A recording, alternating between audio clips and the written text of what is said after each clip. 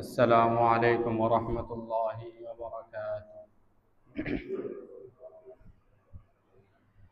الحمد لله الذي جعل الشمس والقمر بحسبان والنجم والشجر يسجدان وفصل زمانا على زمان كما فضل مكانا على مكان وإنسانا على إنسان ونشهد أن لا إله إلا الله وحده لا شريك له لا ضد له ولا ند له ولا مثل له ونشهد أن سيدنا وسندنا وحبيبنا وحبيب طبيبنا ومولانا محمدا عبده ورسوله أرسله بالحق بشيرا ونذيرا وداعيا إلى الله بإذنه وسراجا منيرا. أما بعد فأعوذ بالله من الشيطان الرجيم. بسم الله الرحمن الرحيم. والشمس وضحاها والقمر إذا تلاها والنهار إذا جلاها والليل إذا يغشاها والسماء وما بناها. وقال النبي صلى الله عليه وسلم: القرآن حجة لك أو عليك. صدق الله المولانا العظيم وصدق رسوله الكريم ونحن على ذات من الشاكرين الذاكرين والحمد لله رب العالمين. सूरज ने दिया अपने शुआ उनको ये पैगाम, सूरज ने दिया अपने शुआ उनको ये पैगाम। दुनिया है अजब चीज, कभी सुबह कभी शाम। दुनिया है अजब चीज, कभी सुबह कभी शाम। दुनिया में हो दुनिया का तलबगार नहीं हो, दुनिया में हो दुनिया का तलबगार नहीं हो। बाजार से गुजर हो खरीदार नहीं हो, बाजार से गुजर हो खरीदार नहीं हो। अल्हम्दुलिल्लाह, আল্লাহ পাকের অশেষ মেহেরবানি যে আল্লাহ রাব্বুল ইজ্জত আমাদেরকে সমস্ত কাজ থেকে ফারেক করে জুমার দিনে আল্লাহর প্রিয় ঘর মসজিদে আমাদেরকে বসা কোরআন হাদিস থেকে কিছু কথা শুনবার জন্য যে আল্লাহ রাব্বুল ইজ্জত আমাদেরকে তৌফিক দান করলেন। সকলে কালিমাতে শুকর আদায় করে আলহামদুলিল্লাহ। রাহমাতুল লিল আলামিন খাতামুন নবিয়্যিন, যাকে আল্লাহ তাআলা সর্বশ্রেষ্ঠ কিতাব কোরআন দান করেছেন, যে নবীর কারণে আমরা এত সম্মানী, যাকে আল্লাহ তাআলা এই দুনিয়াতে প্রেরণ করছেন রাহমাতাল লিল হিসাবে। সকলেই সেই মহান মানবের প্রতি একবার দরুদ পাঠ করি সাল্লাল্লাহু আলাইহি ওয়াসাল্লাম। সম্মানিত হাজিরিন, আমি আপনাদের সামনে 30 পারা থেকে সূরাতুশ শামস তেলাওয়াত করেছি খুতবার মধ্যে। এই সূরাতুশ শামসের আলোকে সামান্য কিছু কথা বলবো ইনশাআল্লাহ। সূরাতুল শামস এই সূরাটা হলো মাক্কি সূরা। এই সূরার মধ্যে আল্লাহ তাআলা 11টা জিনিসের কসম খাইছেন।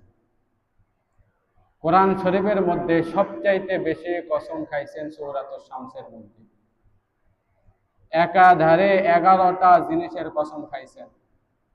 কখনো কখনো আল্লাহ তাআলা একটা জিনিসের কসম খায়, কখনো কখনো আল্লাহ তাআলা 4টা জিনিসের কসম খাইছেন। যেরকম সূরা 3 এর মধ্যে ওয়াত-তিন ওয়াজ-যাইতুন ওয়া তুরি সিনিন ওয়া হাযাল বালাদিল আমিন, এই 4টা জিনিসের কসম খাইছেন সূরা 3 এর মধ্যে। আর সূরা শামসের মধ্যে 11টা জিনিসের কসম খাইছেন। 11টা জিনিসের কসম খাওয়ার পরে সবচাইতে গুরুত্বপূর্ণ একটা জিনিসের আলোচনা করেছেন। গুরুত্বপূর্ণ জিনিসের আলোচনা কি? সেটা হলো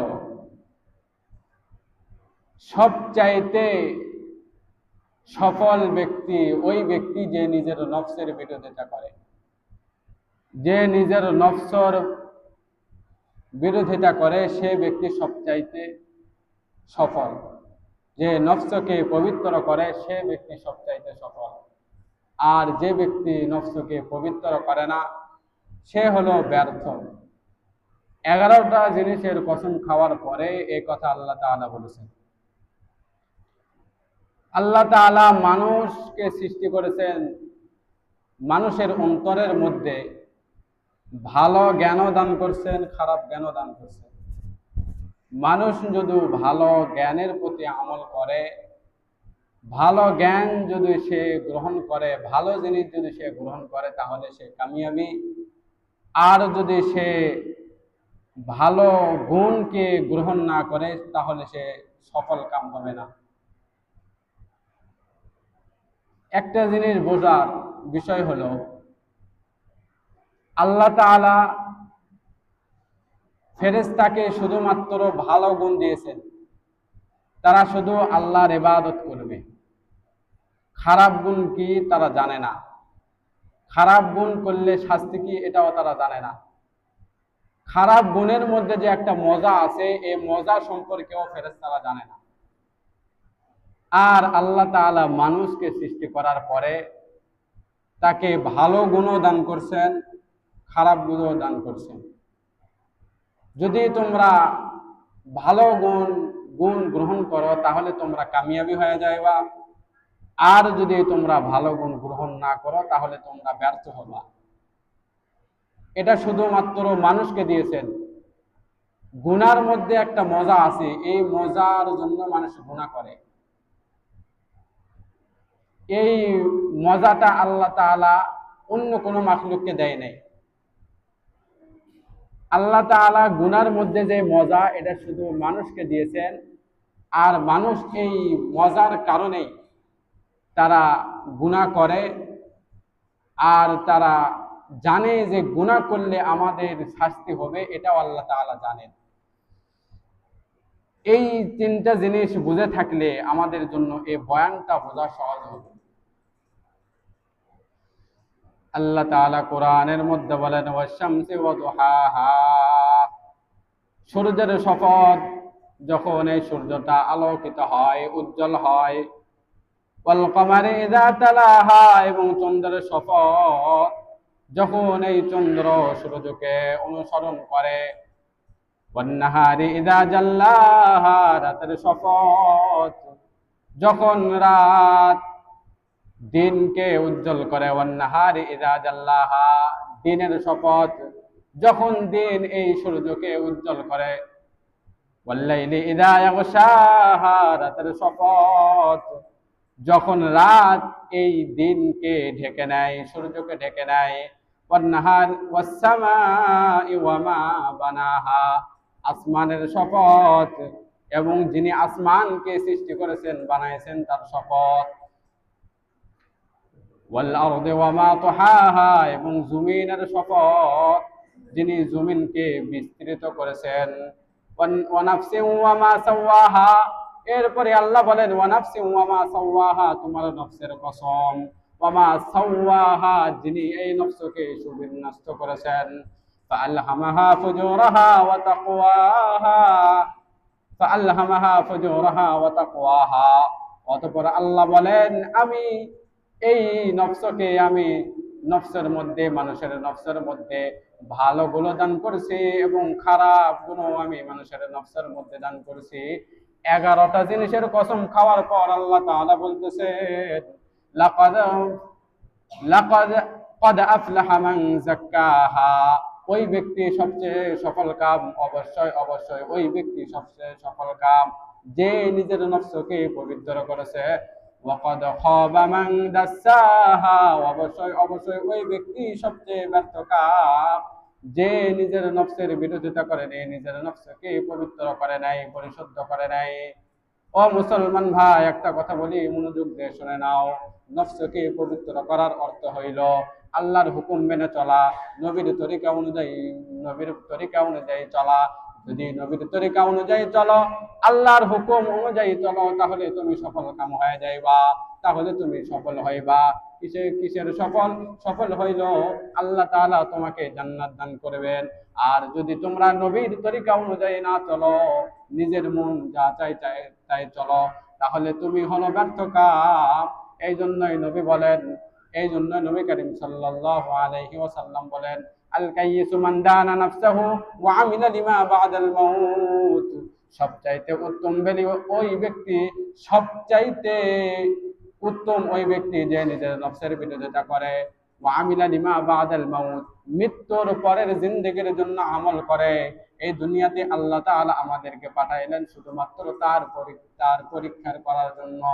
আর আমরা যদি পরীক্ষায় পাস না করি, তাহলে আমাদের জন্য বড় ব্যর্থ নেমে আসবে। আর আল্লাহ তাআলা এই কথাই কোরআনের মধ্যে বললেন, তুমি তোমার নফসকে পরিশুদ্ধ করো। নফসকে পরিশুদ্ধ করার জন্য আমাদের 4টা জিনিস মাথার মধ্যে রাখতে হবে। 1 নম্বর হলো নফসকে চিনতে হবে। নফস কাকে বলা হয়? নফস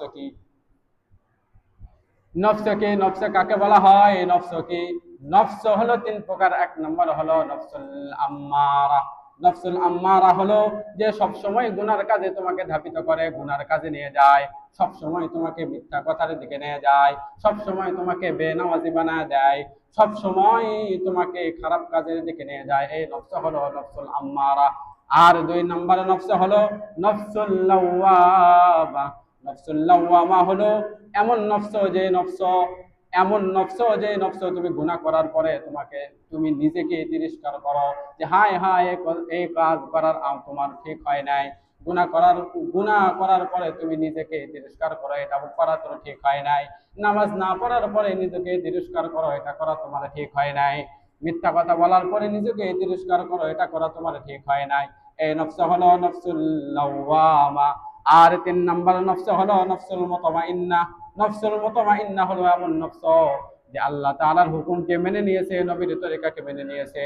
যারা নবীর তরিকা হুকুমকে মেনে নিয়েছে, আল্লাহ তাদের উপর রাজি হয়ে গেছে। এই নফস হলো নফসুল মুতমাইন্না। ও মুসলমান ভাই, এই নফস যদি তোমার নফসটা নফসুল লাওয়ামা নফসুল আম্মারা হয়ে থাকে, যে তোমাকে গুনার কাজে ধাবিত করায় এবং গুনাহ করার পরে তুমি তিরস্কার করো, এই 2টা যদি নফস তোমার হয়ে থাকে, তাহলে এই নফস থেকে নিজেকে পরিশুদ্ধ করার জন্য 3টা গুণ আমাদের মাথায় রাখতে হবে, 3টা ধাপ আমাদের মাথায় রাখতে হবে। 1 নাম্বার ধাপ হলো তওবা করতে হবে। পূর্বের গুনাহ যা করছো তুমি তওবা করো। যদি তওবা করো, আল্লাহ তাআলা তোমাকে মাফ করে দিবেন।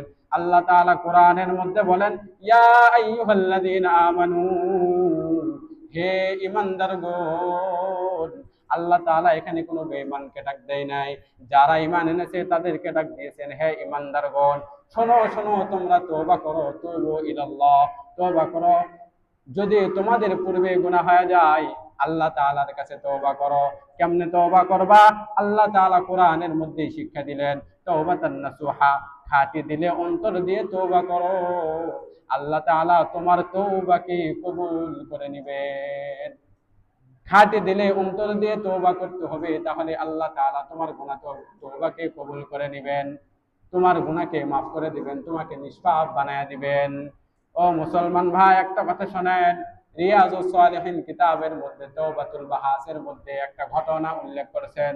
ঘটনা হলো, বনি ইসরাইল জামানার মধ্যে একজন লোক ছিল, নবী সাহাবায়ে কেরামকে শুনাইতেছেন, বনি ইসরাইল জামানার মধ্যে একজন লোক ছিল, সে 99টা খুন করছে। খুন করার পরে তার মনের মধ্যে একটু ভয় এসে গেছে, হায় হায়, জীবনে এত খুন করলাম, এত মাতম করে দেখাইলাম, এত ক্ষমতার বড়াই দেখাইলাম, এই অবস্থায় যদি আমি মারা যাই আমার কি অবস্থা হবে? আমি তো একেবারে জাহান্নামের মধ্যে যাব। এই চিন্তা করার পরে লোকদেরকে বললেন, তোমাদের মধ্যে কি এই জামানার মধ্যে বড় আলেম কে আছে? তোমরা কি কেউ জানো? লোকেরা বলল, যাও যাও অমুক এলাকায় যাও। যাওয়ার পরে দেখো একজন পাদ্রী রয়েছে, ওই পাদ্রীর কাছে তুমি মাপ চাও। পাদ্রীকে যা বলো যে তোবার উপায় কি, আমাকে আল্লাহর কাছে আমার মাফ হবে নাকি, এই উপায় বলে দাও। তাহলে ওই পাদ্রী সাহেব তোমাকে হয়তো বলে দিবে। ওই যুবকটা ওই পাদ্রীর কাছে গেছেন, যাওয়ার পরে জিজ্ঞাসা করেন, ও পাদ্রী সাহেব, আমি 99টা গুনাহ করছি, 99টা মানুষকে হত্যা করলাম, 99টা মানুষ 99টা মায়ের বুক আমি খালি করলাম, এখন আমার কোনো উপায় আছে? আমি তওবা করলে এই তওবা কি আল্লাহ তাআলার দরবারে কবুল হবে? পাদ্রী সাহেব বলেন, না না, তোমার তওবা কবুল হবে না, তুমি তো একেবারে জাহান্নাম হয়ে গেছো। ওই লোকটা করছে কি, তরবারি থেকে তরবারি বের করে ওই পাদ্রীর গলাটা কেটে ফেলছে, ওই পাদ্রীকেও হত্যা করছে। হত্যা করার পরে 100টা সে হত্যা পূর্ণ করছে। করার পরে পরে আবার ভয় এসে গেছে, হায় হায়, গেলাম তওবা করার জন্য, যাওয়ার পরে তো নিজের রাগকে কন্ট্রোল করতে পারলাম না, ওই পাদ্রীকে হত্যা করলাম, এখন আমার উপায়? লোকদেরকে, এলাকার লোককে আবার জিজ্ঞাসা করছে, এখন আপনি আমাদেরকে বলেন, আমার কোনো তওবার দরজা বাকি আছে নাকি? ওই লোকজন বলল, যাও যাও অমুক এলাকায় যাও। যাওয়ার পরে দেখো একজন তাওরাতের আলেম আছে, ওই আলেমের কাছে জানাও। ওই লোকটা ঘর থেকে বের হয়ে রাস্তার মধ্যে হাঁটা শুরু করছেন, ওই পাদ্রীর ওই আলেমের দরবারে যাবেন। যাইতেছে যাইতেছে রাস্তার মাঝখানে তার মৃত্যু হয়ে গেছে। আযাবের ফেরেশতা এবং রহমতের ফেরেশতা দুইজনে এসে ঝগড়া শুরু করে দিয়েছেন। আযাবের ফেরেশতা বলে, এই জানকে আমাকে নিয়ে যেতে দাও, আর রহমতের ফেরেশতা বলে, না না, এই জানকে আমাকে নিয়ে যেতে দাও। আযাবের ফেরেশতা বলে, এই ব্যক্তি তো এখনো তওবা করে নাই, আমি একে জাহান্নামের মধ্যে নিয়ে যাব। আর রহমতের ফেরেশতা বলে, না না, একে জাহান্নামে নিয়ে যাওয়া যাবে না, এ তো তওবা করার জন্য ঘর থেকে বের হয়েছে। ওই লোকটা এইরকম ভাবে যখন দুই ফেরেশতা ঝগড়া শুরু করছেন, আল্লাহ তাআলা অন্য এক ফেরেশতাকে বললেন, যাও, যাওয়ার পরে তাদের ফায়সালাটা করে দিয়ে আসো। ওই ফেরেশতারা মানুষের রূপ ধরে ওই দুই ফেরেশতার কাছে আসলেন। আসার পরে বললেন, তোমরা কোন বিষয় নিয়ে ঝগড়া করতেছো? বলে, আমরা ঝগড়া করতেছি এই বিষয় নিয়ে যে এই লোকটা এখনো তওবা করে নাই। আযাবের ফেরেশতা বলে, আমি জাহান্নামে নিয়ে যাব। রহমতের ফেরেশতা বলে, না না, আমি তাকে জান্নাতে নিয়ে যাব। ওই ফেরেশতা বলে, তৃতীয় নাম্বার ফেরেশতা বলে, না না, তোমরা তাদের বাড়ি মাপ দাও, তাদের জায়গা মাপ দাও। যদি তার বাড়ির জায়গাটা বেশি দূরে হয় তাহলে সে জাহান্নামে নিয়ে যাও, আর যদি ওই আলেমের রাস্তাটা বেশি কাছে হয় তাহলে তাহলে তুমি তাকে জাহান্নামে নিয়ে যাও। দেখা গেল মাপ দিয়ে দেখা গেল আলেমের দরজাটাই তার জন্য কাছে হয়ে যায়, এই জন্য তাকে রহমতের ফেরেশতা তাকে নিয়ে জান্নাতের মধ্যে নিয়ে যায়। শুধুমাত্র তওবা করার নিয়ত করছিল, এখনো তওবা করেনি, আল্লাহ তাআলা 100টা গুনাহ হওয়ার পরেও তাকে মাফ করে দিলেন, 100টা লোক হত্যা করার পরেও তাকে মাফ করে দিলেন। ও যুবক ভাই, একটা কথা বলি, ভালো মনোযোগ দিয়ে শুনে নেন। যদি তওবা করেন, আল্লাহ তাআলা আপনার তওবা কবুল করবে। যতই বড় গুনাহ হোক, যতই গুনাহ হোক না কেন, আল্লাহ তাআলা তোমার তওবাকে কবুল করে নেবেন। অন্তরকে পরিশুদ্ধ করার জন্য যে দ্বিতীয় নাম্বার ধাপ, সেটা হলো তওবা করা। এরপরে তৃতীয় নাম্বার ধাপ হইল তৃতীয় নাম্বার ধাপ হইল যে নামাজ আদায় করা এবং আল্লাহকে স্মরণ করা। নামাজ আদায় করা, আল্লাহকে স্মরণ করা। আল্লাহ তাআলা কোরআনের মধ্যে ঘোষণা দিলেন, লাকাদ قد أفلح من زكاها وذكر اسم ربه فصلى। সফল ব্যক্তি ওই ব্যক্তি যে তওবা করার পরে আল্লাহর নামকে অন্তরের মধ্যে নিয়ে আসে, ফসল্লা এবং নামাজ আদায় করে। আল্লাহর নাম অন্তরের মধ্যে নিয়ে আসতে হবে। অবসর সময়ে থাকেন অথবা কোনো ব্যবসা বাণিজ্যের মধ্যে থাকেন, আল্লাহর নাম সব সময় অন্তরের মধ্যে আনতে হবে। আল্লাহর নাম স্মরণ করতে হবে। না, আজান হয়ে গেছে, মুয়াজ্জিন সাহেব মসজিদের মাইকে আজান দিয়ে দিছে, সাথে সাথে ব্যবসা বন্ধ করে নামাজের মধ্যে আসতে হবে। এই হলো সফল কাম। আল্লাহ নবীকে এক সাহাবী জিজ্ঞাসা করলেন, ইয়া রাসূলুল্লাহ, সবচাইতে উত্তম আমল কোনটি? সবচাইতে উত্তম আমল কোনটি? আফদালুল আমাল ইলাল্লাহ, আল্লাহ তাআলার কাছে সবচাইতে প্রিয় আমল কি? আল্লাহ নবী সাল্লাল্লাহু আলাইহি ওয়াসাল্লাম বলেন, as-সালাতু আলা ওয়াক্তিহা, সময় মতো নামাজ আদায় করা। অন্তরকে পরিশুদ্ধ করার জন্য দ্বিতীয় নাম্বার যে কাজ করতে হবে সেটা হলো নামাজ আদায় করা এবং আল্লাহর নাম অন্তরের মধ্যে নিয়ে আসা। তৃতীয় নাম্বার কাজ হইল খারাপ অভ্যাস আপনার অন্তর থেকে দূর করতে হবে।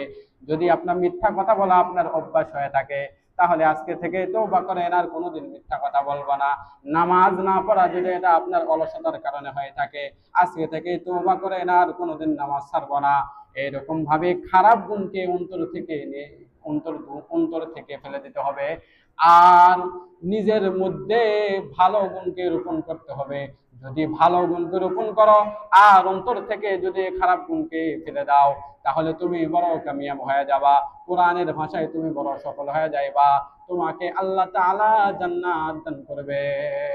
আর যদি এই তিনটা গুণের কথা যেটা বলা হলো, তওবা করা এবং আল্লাহর কথা স্মরণ করা এবং অন্তর থেকে খারাপ গুণকে ঝেড়ে ফেলে দেওয়া, এই যদি তিনটা গুণ অর্জন করতে পারেন, আল্লাহ তাআলা আপনাকেও নফসুল মুতমাইন্না দান করবেন। নফসুল মুতমাইন্না কি? আল্লাহ তাআলা কাল কিয়ামতের ময়দানে ঘোষণা দিবেন, ইয়া আইয়াতুহান নফসুল মুতমাইন্না, হে নফসে মুতমাইন্না, হে প্রশান্ত অন্তর, শোনো শোনো, তোমরা আমার কাছে আসো, তোমরা আমার কাছে আসো। ইরজিই ইলা রাব্বিকি রাদিয়াতাম মারদিয়া, তোমরা তোমার রবের কাছে ফিরে আসো। তোমার রব তোমাদের উপর সন্তুষ্ট হয়ে গেছেন, তোমরাও তোমাদের রবের উপর সন্তুষ্ট হয়ে গেছো। তোমরা এখন আমার কাছে আসো। আসার পরে বলবেন, ফাদখুলু ফি ইবাদি, তোমরা আমার বান্দার অন্তর্ভুক্ত হয়ে যাও। যারা মুমিন বান্দা আছে তার অন্তর্ভুক্ত হয়ে যাও, যারা জান্নাতি বান্দা তার অন্তর্ভুক্ত হয়ে যাও। নবী রাসূল সাহাবায়ে কেরাম যে দলে থাকবেন, তুমিও সেই দলে থাকতে পারবা। আর আরেকটা হুকুম দিবেন, উদখুলু ফি ইবাদি ওয়াদখুলি জান্নাতি, জান্নাতের মধ্যে তোমরা প্রবেশ করো। তাজকিয়াতুন নফসের ফায়দা হলো, যদি তোমরা এই তাজকিয়াতুন নফস অন্তর পরিশুদ্ধ করতে পারো, তাহলে তোমাদের সফল কাম হওয়ার অর্থ হলো তোমরা জান্নাতের মধ্যে যাইতে পারবা। এরপরে আল্লাহ তাআলা এই সূরার মধ্যে যে অহংকার করলে যে অহংকারের একটা ভয়ানক শাস্তি হবে, এই কথাটা সামুদ জাতির একটা ঘটনার দ্বারা আল্লাহ তাআলা বলতেছেন। আল্লাহ তাআলা বলেন, কাযযাবাত সামুদ বিতাগওয়াহা, সামুদ জাতি তার অহংকারের কারণে তার নবী সালেহ আলাইহিস সালাতু ওয়াস সালামকে মিথ্যা প্রতিপন্ন করেছিল। সামুদ জাতি হলো সবচাইতে শক্তিশালী একটা জাতি। তারা তাদের হাত দ্বারা পাহাড় পর্যন্ত কেটে ফেলতো, আর পাহাড়ের মধ্যে তারা ঘর বাড়ি বানাতো। সালেহ আলাইহিস সালাতু ওয়াস সালাম তাদের কাছে যাওয়ার পরে বললেন যে তোমরা আমার ইবাদত করো, তোমরা আমাকে মেনে নাও, আমি আল্লাহ তাআলার রাসূল, এটা মেনে নাও, তাহলে তোমরা সফল হবা, কামিয়াব হইবা। তারা তাদের এই শক্তির বড়ায়ে, তাদের এই অহংকারে বলল যে না, আমরা তোমাকে নবী হিসাবে মানি না, তবে ওই সময় মানব যখন তুমি এই পাহাড় থেকে একটা গর্ভবতী উটনি বের করে নিয়ে আসবে। সালেহ আলাইহিস সালাতু ওয়াস সালাম দোয়া করলেন। দোয়া করার পরে ওই পাহাড় থেকে গর্ভবতী উটনি আসলো। আসার পরে এখন বললেন যে তো সালেহ আলাইহিস সালাতু ওয়াস সালাম বললেন যে এখন তোমরা আমার প্রতি ঈমান আনো। তখন তারা তাদের অহংকার বশত বলে যে দেখো দেখো, এর মতো জাদুকর আর কেউ নেই, এর জাদুর প্রভাব এই পাহাড়ের মধ্যেও চলে, শুধু আমাদের মধ্যে নয় পাহাড়ের মধ্যেও চলে। এইরকম ভাবে তারা নবীকে তিরস্কার করা শুরু করলো। এরপরে উটনি তাদের সাথে থাকা শুরু করলেন। থাকার পরে কিন্তু এটা তো আল্লাহ তাআলার একটা নিদর্শন, আল্লাহ তাআলার একটা নিদর্শন হওয়ার কারণে যখন তাদের সাথে, তাদের পশু পাখির সাথে যখন উল্টো পানি পান করত, একবারে বেশি পানি পান করত, দেখা যেত যে তাদের পশু পাখি যারা আসে, তাদের যেগুলো উট আছে সেগুলো উটের পানি থাকতো না, তাদের খাবারের জন্য কোনো পানি থাকতো না। তখন তারা মনে মনে চিন্তা করলো যে এই উটনিকে তারা হত্যা করে ফেলবে, এই উটনিকে তারা হত্যা করবে। তাদের মধ্যে থেকে একজন বদকার লোক সে দাঁড়ালো।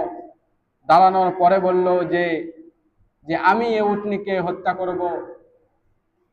সালেহ আলাইহিস সালাতু ওয়াস সালাম বললেন যে তোমরা এই উটনির সাথে ভালো ব্যবহার করো, উটনিকে পানি পান করাও, তোমরা একদিন পানি পান করো, উটনিকে একদিন পানি পান করাও, না ছাড়া তোমাদের উপর শাস্তি আসবে, তোমরা এই উটনির সাথে খারাপ কোনো কিছু করো না।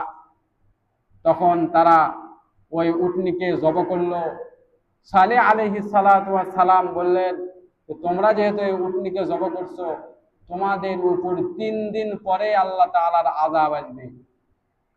3 দিন পরে আল্লাহ তাআলা এমন আযাব দিলেন, আযাব দেওয়ার কারণে তাদেরকে একবারে পুরা মরুভূমি করে দিলেন। তাদের অনেক বড় বড় বাড়ি ছিল, পাহাড় কেটে কেটে তারা বাড়ি বানাইতো, এই সব কিছু ধ্বংস করে দিলেন।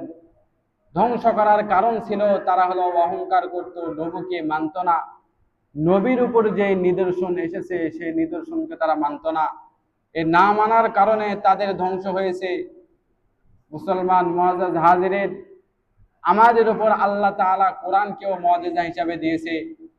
এই কোরআনের হুকুম আমাদেরকেও মানতে হবে। কোরআনে যা আদেশ করেছে এগুলো আমাদের মানতে হবে। এগুলোর যদি বিরোধিতা করি তাহলে আমাদের জন্য কঠিন শাস্তি আসবে। এখন সরাসরি শাস্তি আসে না, কারণ হলো নবী করিম সাল্লাল্লাহু আলাইহি ওয়াসাল্লাম দোয়া করছিলেন যে আল্লাহ আপনি আমার উম্মতকে আযাব দেওয়া থেকে বিরত থাকেন। আল্লাহ তাআলা আমাদেরকে তাজকিয়াতুন নফস হওয়ার তৌফিক দান করেন। ওয়া আখির দাওয়ানা আলহামদুলিল্লাহি রাব্বিল আলামিন। যারা সুন্নত পড়ে নেই সুন্নত পড়ে নেই।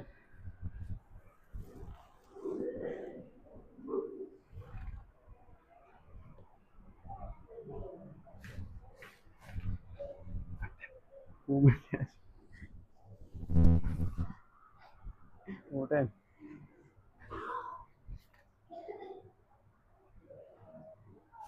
ঘুমটা একবারে এত ঘুম থাকে, ভিতরে আসেন যান, ঘুম ধরছে একবারে, একবারে ঘুম গেলে অজু করে আসেন।